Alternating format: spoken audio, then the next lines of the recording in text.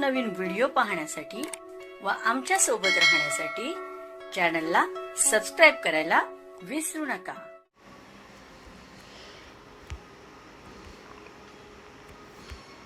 तर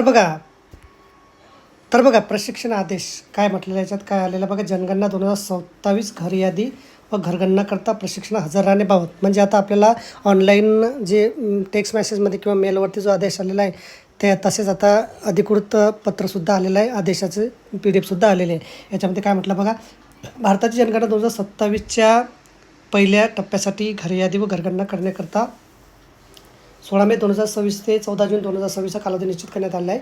या अनुषंगाने नियुक्त प्रगणक व पर्यवेक्षक यांचे प्रशिक्षण दिनांक 23 एप्रिल 2026 ते 25 एप्रिल 2026 या दरम्यान आयोजित करण्यात आलेले आहे। खाली नमूद वेळापत्रकानुसार प्रगणक व पर्यवेक्षक यांचे नमूद वर्गखोल्यामध्ये प्रशिक्षण आयोजित करण्यात आलेले आहे।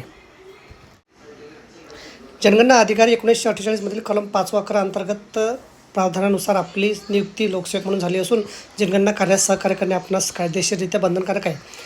या अधिनियमाअंतर्गत कोणती जबाबदारी पार पाडण्यास नकार दिल्यास 1000 रुपयापर्यंत दंड व दोष सिद्ध झाल्यास 3 वर्षापर्यंत कारावासाची शिक्षा होऊ शकते, अशा प्रकारे म्हटलेलं आहे। तर बघा, अशा प्रकारे अत्यंत महत्त्वाची माहिती आपल्याला समजली असेल। व्हिडिओसुद्धा आवडला असेल लाईक करा, शेअर करायला विसरू नका। धन्यवाद।